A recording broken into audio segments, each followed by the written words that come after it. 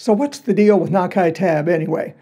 That's actually a question I get asked a lot, both from people who play Native American flute and want to write down some of their songs, and also from people who may not play the flute but want to write for it in their own arrangements and compositions. So let's take a look at it.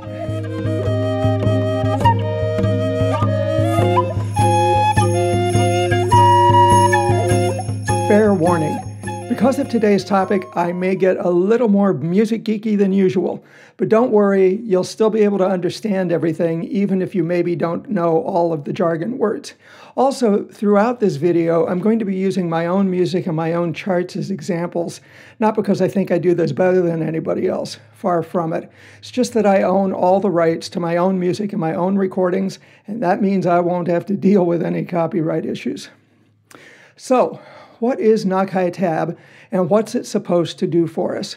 Well, here's a song of mine for solo flute in Nakai TAB, and when we first look at it, it looks like standard Euro classical notation. And in most ways it is, but it's also intended to be something else. Now, Native American flute players will, of course, recognize the Nakai part of this name. The great C Nakai developed this style of notation specifically for writing down music for Native American flute. He allows anybody to use it. He just asks that we acknowledge where it came from, which is fair enough. Now, the tab part of this might need a little more unpacking. Tab is short for tablature.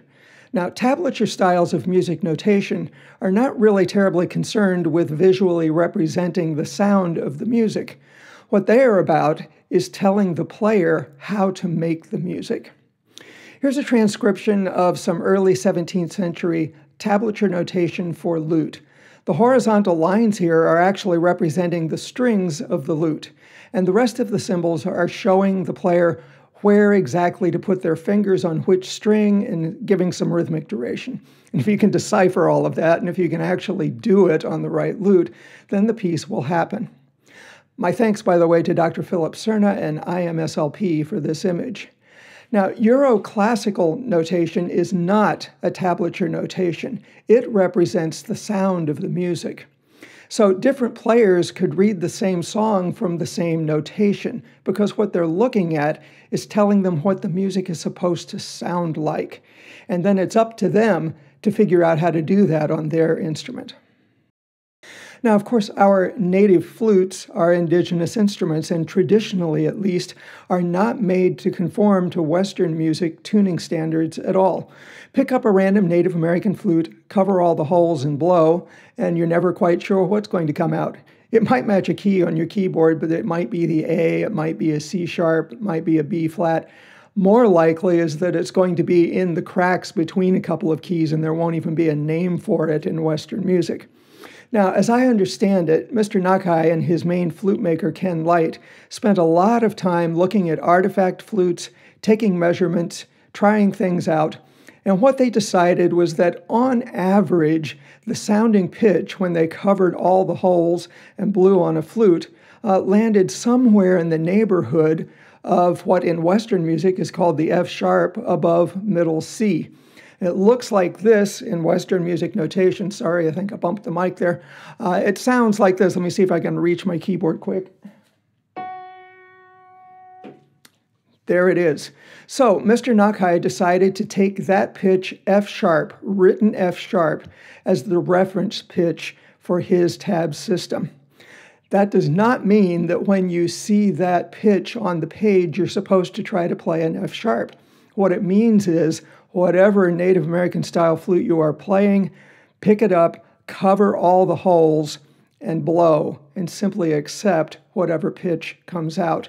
So in Nakai TAB, the written notes on the page represent a fingering. Each note is a different fingering on your flute. It doesn't necessarily represent the sounds that are going to come out of your flute. Now, if you're a Western-trained instrument, a Western-trained musician, sorry, you may be thinking at this point that that sounds, kind of like transposing instruments. And yeah, it really does sound a lot like that, but we'll talk more about that in just a little bit. As always, if you are finding this useful and enjoyable, please hit those like and subscribe buttons. It really does help. Maybe also come to my website, ronwarrenmusic.com. Check that out. A lot of fun stuff there. You can also visit at Insight Timer if you enjoy meditation music and deep listening kind of music. Links in the description box as always. Now, like any system, Nakai TAB has its strengths and its weaknesses. Mr. Nakai started his journey as a trumpet player. I started mine as a keyboard player. So we were both very familiar with the Euro-classical system long before we ever even came to a Native American flute. Now, choosing a notation system that a lot of players are already familiar with makes the reading process a lot easier for some of us. But there are a lot of Native American flute players who don't come from that background at all, and Nakai TAB does require them to learn a fairly complicated notation system that arguably doesn't even have much to do with Native American flute playing traditions. I mean, we don't even write our music down usually. In fact, I would suggest that in many ways, Euro-classical notation really isn't very good at showing a lot of the things we like to do with our flutes. And I also think that trying to force our flutes into the Euro-classical system sometimes contributes to a lot of these pointless discussions that I hear about whether or not our flutes are in tune. That's another discussion, and I'll have links in the description box to other videos I've made about that very thing. So, philosophically, I guess, I get entirely where Mr. Nakai is coming from. I get why he chose F sharp as his reference pitch. I get why he chose the key signature he did, more about that in a little while, and why he chose Euro-classical notation as his starting place. But from a practical standpoint, there are things about Nakai TAB that are confusing as hell. And to understand why that is, we need to know a little bit more about what Western musicians call transposing instruments. Again, Euro-classical notation is not a tablature system. Most of the time, the notes on the page are representing the sounds that we're trying to produce. But a quick look at the saxophone family, for example, will help us to understand why sometimes what we see is not what we get. There are lots of different sizes of saxophones. Maybe 4 or so are really commonly used nowadays. The most commonly used saxophones all have the same fingering system. This makes great sense. It makes it very easy to go from one instrument to another, just like it is on native flutes. And just like native flutes, if we use the same fingering on different size saxophones, different notes come out. So to make music reading easier for saxophone players, their parts are transposed. That just means that the notes are written down on the page so that the music feels essentially the same, whether they're playing their soprano saxophone or their alto saxophone or their bari saxophone. And it's really up to the arranger to make sure that the notation shows the right pitches that will produce the notes they're wanting to hear, depending on whichever saxophone is being used. Again, this is really very similar to what's going on with Nakai TAB, but there's a really important difference. Saxophones and pretty much all Western instruments at this point are tuned in a very, very standardized way. And that means that we can always know what pitches we're going to expect to hear, even if it looks different on the page. So if I'm playing my B-flat saxophone and I see this written F sharp, which we've said is the reference pitch for Nakai TAB, and I play that F sharp on my B-flat saxophone, I know that what I really expect to hear is the pitch E, because that's the way the transposition works for that instrument, right? And if I'm playing my E-flat alto saxophone, I expect to hear that note. And if I'm playing my clarinet in A, I expect to hear. So in some sense, the notation is still representing a particular sound that I expect to hear, right? But if I pick up my Native American flute and cover all the holes as indicated by F sharp and Nakai TAB, I really don't know which pitch I'm expecting to hear. And that's the sense in which Nakai TAB is a tablature notation system, and the sense in which it's distinct from making music for transposing instruments in the Western tradition. It's a little confusing, but you can kind of wrap your head around it. But I think there's a much bigger confusion that comes from the Nakai TAB system. In Euroclassical notation, the reference pitch for transposition is always C. That means if I'm playing my soprano saxophone in B flat and I see this written C on the page and I play it, I know that what I'm expecting to hear is B flat. That means that even though it looks different on the page, in some sense it's still representing a particular sound that I'm expecting to hear. Also, if I'm playing my B flat trumpet and I see that same note on the page and play it, I know I'm expecting to hear B flat. And if I'm playing my B flat clarinet and see that same written C on the page and play it, yeah, I'm expecting to hear B flat. But if I'm playing my Native American style flute in B flat and I'm reading Nakai tablature and I see that very same written C and play it, this is what I get. E, which is as far away as you can possibly get from any B flat. Now remember, you're looking at something that appears to be standard Euroclassical notation, but it sure as heck isn't behaving like it. And so understandably, that's very, very confusing for lots and lots of people. Now, of course, it's because the convention in classical music is for the transposing reference pitch to be C, but in Nakai TAB, the reference pitch is F sharp, which is as far away from C as you can possibly get. Now, again, I entirely understand why Mr. Nakai made the choices that he did for this system, but I have to wonder if it was maybe not such a great choice to use Euroclassical notation as a starting place for a brand new tab system. After all, Euroclassical music system has been really well established for centuries at this point, and it's not a tablature system. Now, I suppose there may be an argument that Nakai TAB is a really nice way of subverting a colonially imposed music system, and I'm all for subverting colonial systems. So I guess I'll go with that for now. But there are lots of ways that you can write down your music for Native American flute if you choose to, and I don't go into that in great detail in these videos because it's more about practical playing than anything else. But if it's something you're interested in, let me know in the comments box, and I'll move that stuff up in the queue a bit. Another minor point of confusion about the Nakai TAB system for some people, especially for classical musicians, is the choice of key signature. I'm going to jump into music speak here for just a little bit. It won't last long.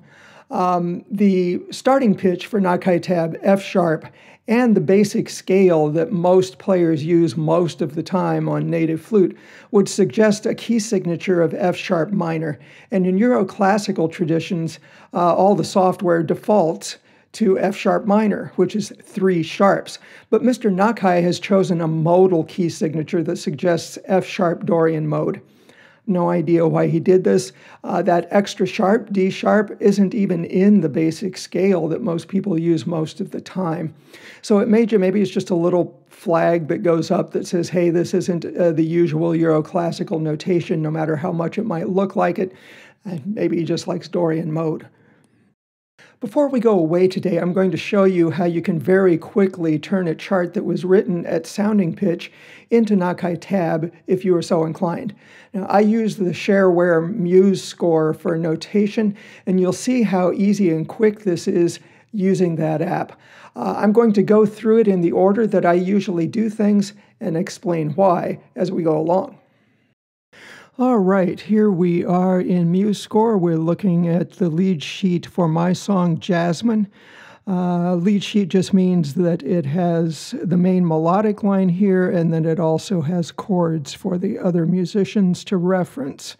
What we want to do here is turn the Native American flute part only into Nakai TAB. So the first thing we have to do is determine how we have to move what we're looking at to where it needs to be for Nakai TAB. Now this is for a flute in A, so the bottom note is this A, the A above middle C, and we want to move that pitch down to the reference pitch of F sharp for Nakai TAB.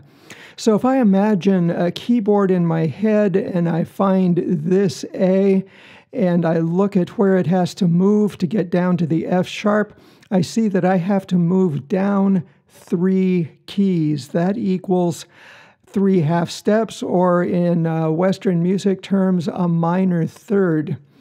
So in order to turn my flute part into Nakai TAB here, I have to move the notes down a minor third.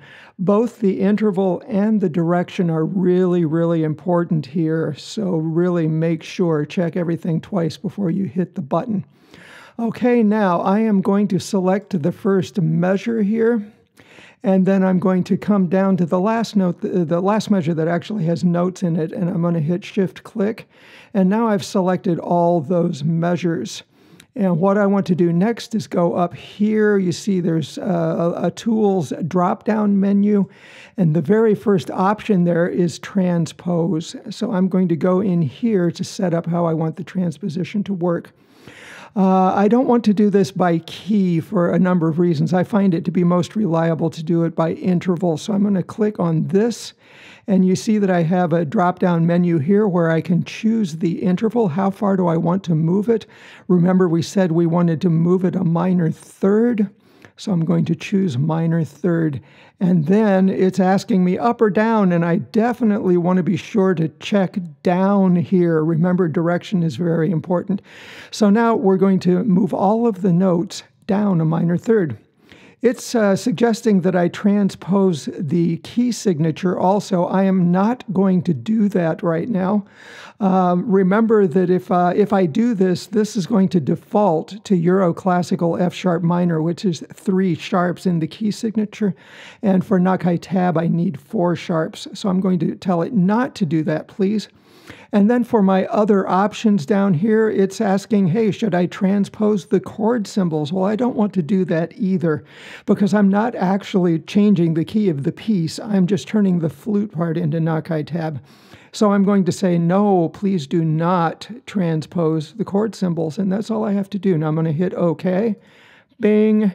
And you can see that all of the notes have now moved to where they need to be for Nakai TAB. Now, but look how many of them, though, have little sharps in front of them, right? Well, changing the key signature should fix that. So I'm going to come and select right at the beginning here, because I want this to be in effect right at the beginning. And then over here, I have a whole bunch of palettes with different things I can choose from. And right up near the top of that list is key signatures. Right? And I want to choose 4 sharps for Nakai TAB, and when I hit that, it should insert the key signature and remove all of those little sharp signs in front of all the notes. Let's see if that actually works. There it went. So now I am pretty much good to go. I have my flute part in Nakai TAB. I have the proper key signature. Everything is pitched where it needs to be. All of my chord symbols, though, are still at sounding pitch, so that's great. One last thing I would want to do, whatever software package you're using, I would come up here before I would consider this really finished and say Native American Flute in A. And that's because, this is to be played with the band, and that will make sure that the notes coming out of the flute are in the same key as everybody else is in. Now, of course, if this were a solo flute song, it wouldn't make any difference. You could play it on any flute that you wanted to, and really that is the main point and the main strength of the Nakai TAB system, is once you have your music notated correctly in Nakai TAB, you can play it on any Native American style flute that you want. So that's really all there is to it. Well, I hope this was helpful without being overly technical or just plain TMI. Let me know what you think in the comments section. Have fun, and I'll see you next time.